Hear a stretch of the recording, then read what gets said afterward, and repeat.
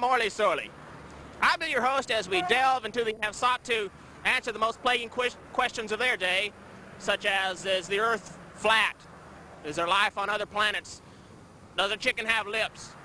With this same spirit of inquiry, we have spared no expense to focus on one of the most plaguing questions of our time. Yes, we will attempt to answer the how, the why, and the wherefore of shoes on the road. So without further ado, let's get the shoe on the road. We're standing outside the laboratory door of probably the world's foremost and only self-avowed authority on the subject of shoes on the road, Professor P.F. Flyer. Professor Flyer is an Oxford graduate and a Rhodes Scholar with a degree in podiatry. When we called this morning asking about the interview, he said, "Sure, come on over, we'll tell you anything you want to hear."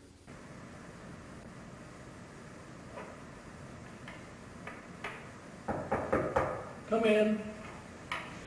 Hi, Morley Sorley. Professor Flyer. How are you? Fine.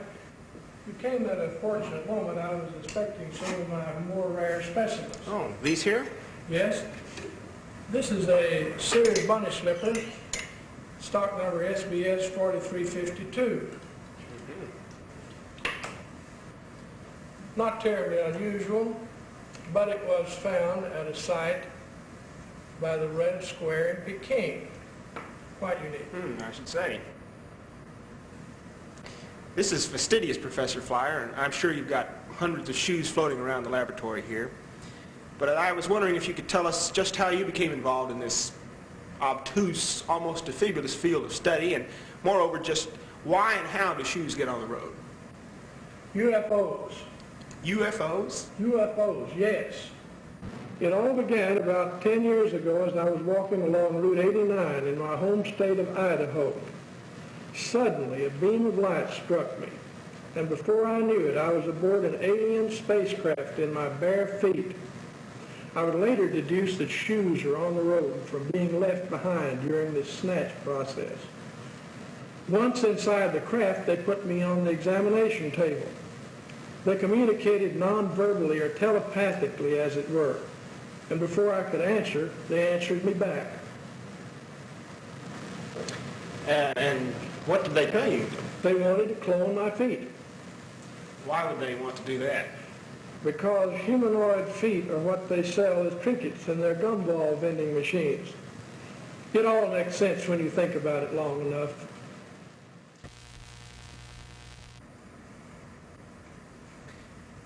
Professor Flyer, do you really expect thousands of intelligent viewers to swallow that much hype? Frankly not, but I wouldn't make such bold statements if I didn't have conclusive evidence. And just what might that be? The aliens left an interstellar galactic map indelibly etched on my right foot as proof of contact. It shows a previously unknown solar system, which I've proven exists by computer analysis.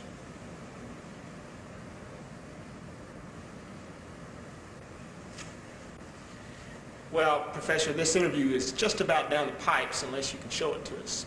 I only show it to my closest associates. Well, you're in pretty thick with our news crew here, if you know what I mean. Yes, I understand.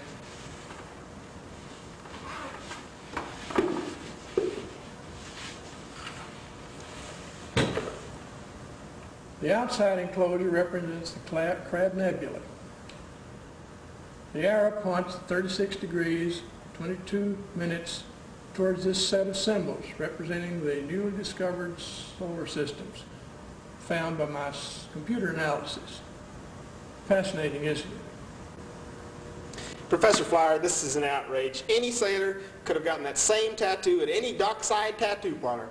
You're wasting our time. You've insulted the intelligence of our viewers. Yes, that's the beauty of it. It was specially designed for the aliens to weed out all disbelievers. A clever ploy. Well, you certainly weeded us out. They also left me this miniature atomic generator.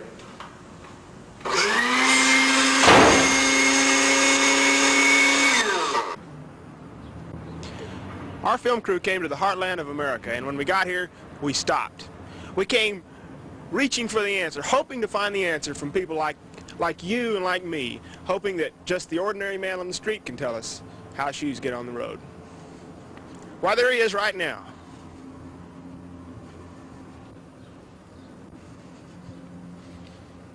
Excuse me, sir. Yes? I was wondering if a man in your position can tell us how shoes get on the road. I don't know. Okay. You think you can find me another ordinary How man? about an executive in a charcoal gray suit? That'd be good. In the grim shadow of some of our previous investigations, we ran a full-page ad for a year in the New York Times,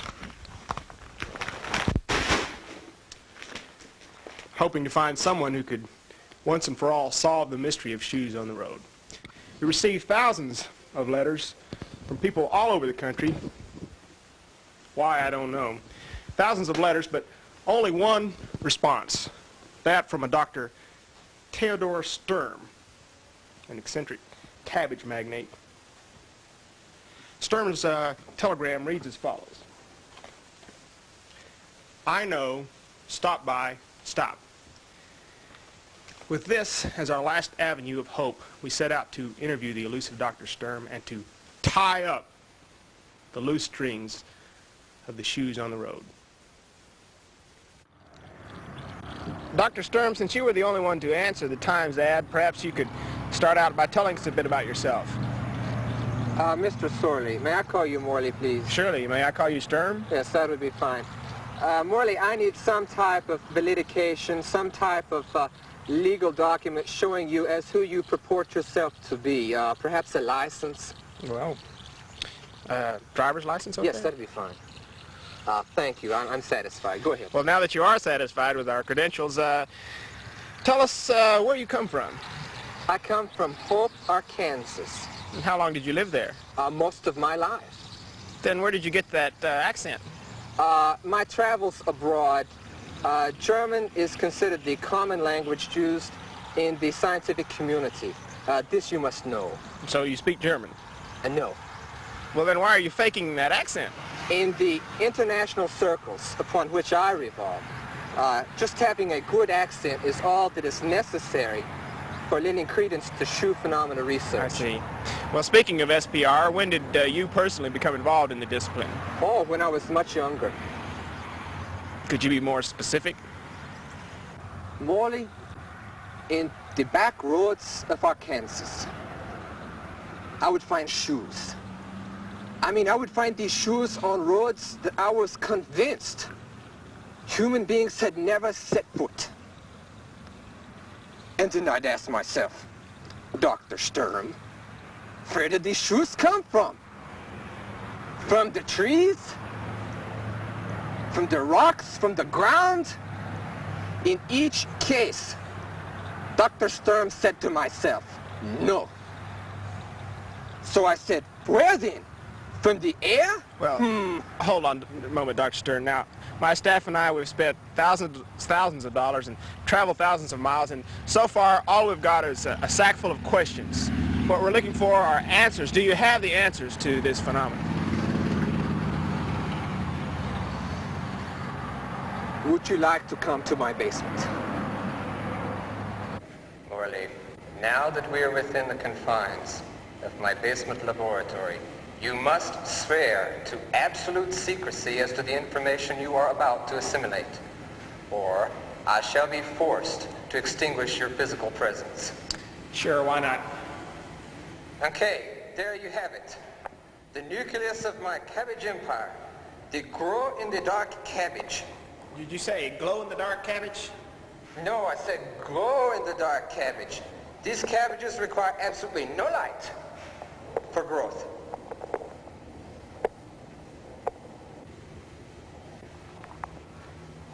Where are these cabbages sent? Morley, these cabbages are sent to points all over the world. Just a minute here. Just a minute. That's a cabbage bug. That's a cabbage bug. I can't stand it. I can't stand cabbage bugs. They're driving me crazy. Get back. Everybody get back. Get back. Hit the deck.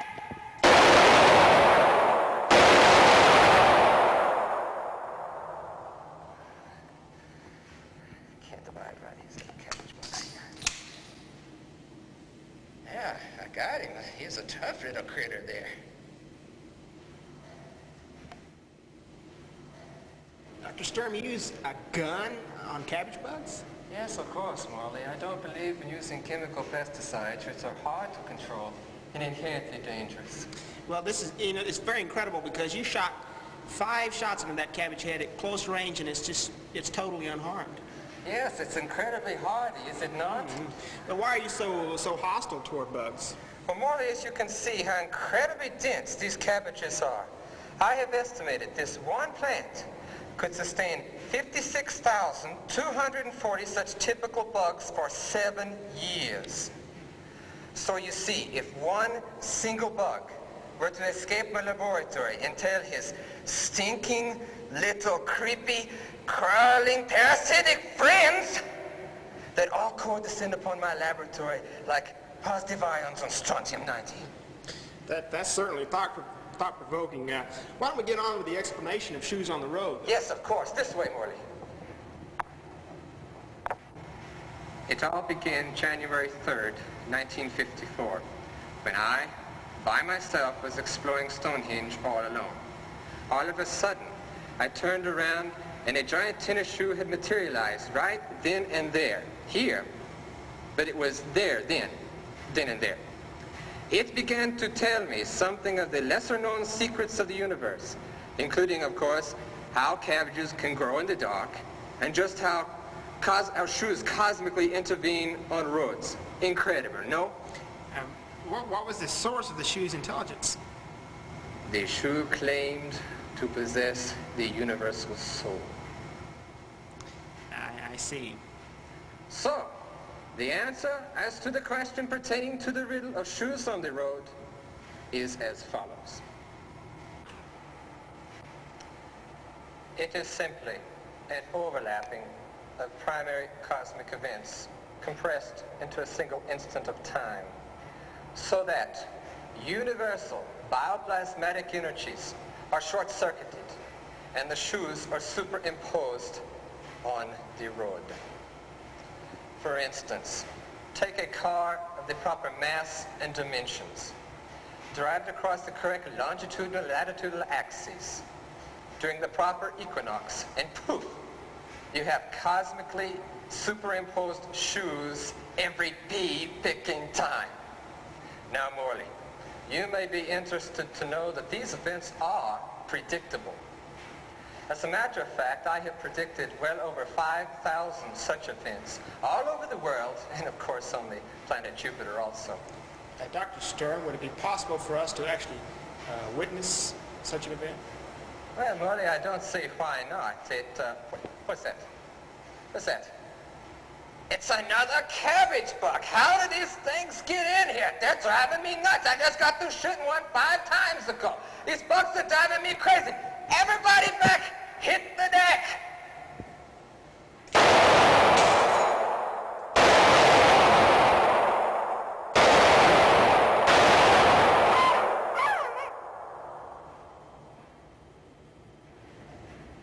Morley?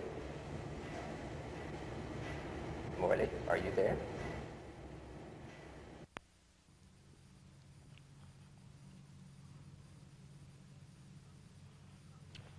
Behind me is the point which, in a few short minutes, could become one of the most significant geographic points on the face of this planet.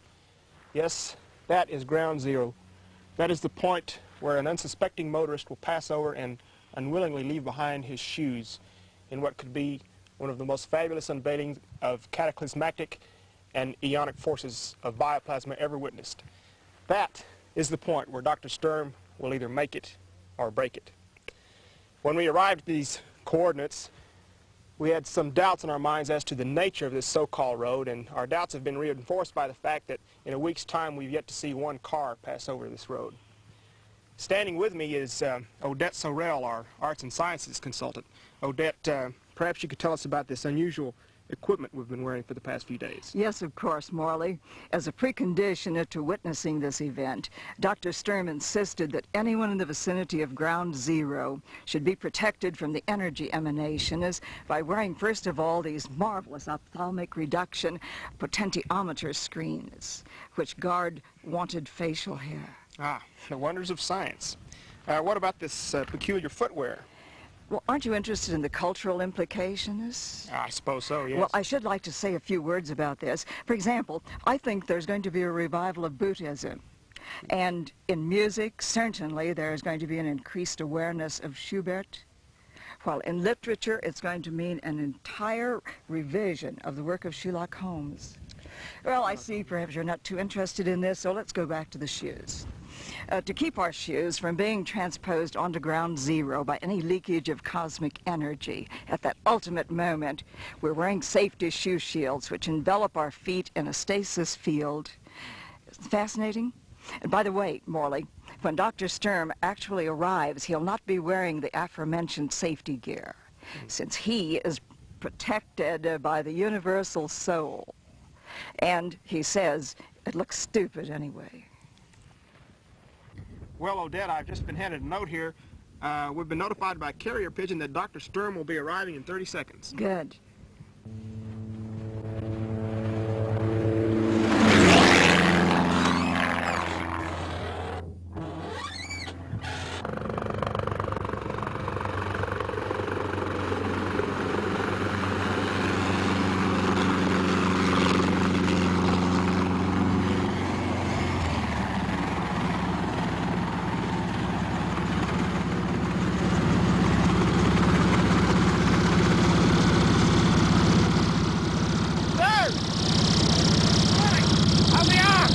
Can't complain.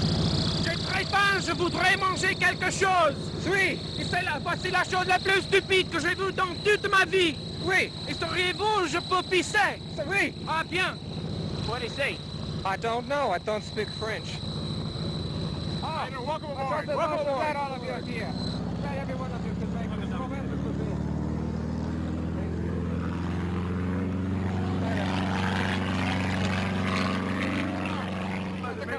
Thank you. May I have your attention, please? The event of synchrony is almost here. You've all worked a very long time and waited a long time for this moment. So if any of you are right now chewing gum, please get rid of it.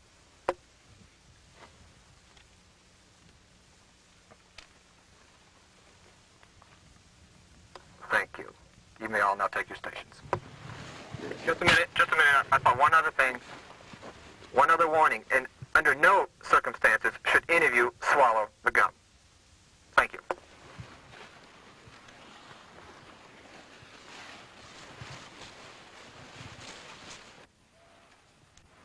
Molly, let's fire up the shoe scope. Oh, great. Highly peculiar-looking apparatus, isn't it? Yes, I know. I built this machine to give me the correct coordinates of the trigger vehicle. I got the idea from Tom Swift and his electronic retroscope. Oh, yeah. Okay, is everybody ready? Okay, let's see.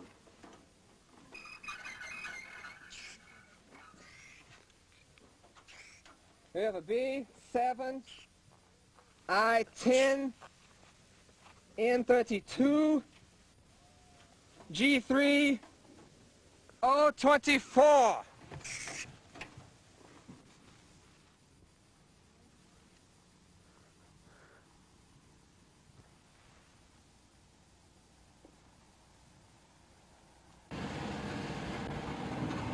Good.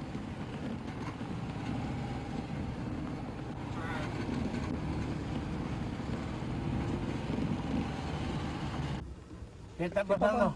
¿Qué está pasando allá? No sé, ¿Qué será todo eso ahí? no sé.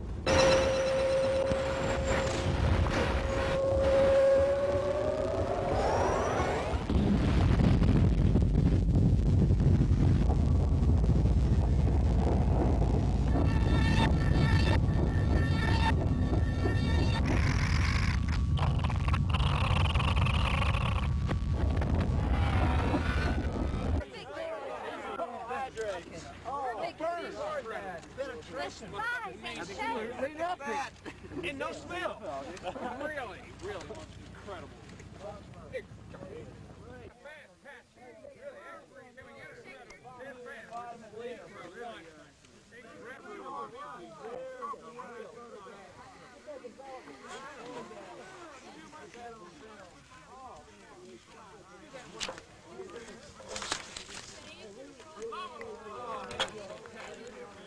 Well, that's one more on the road.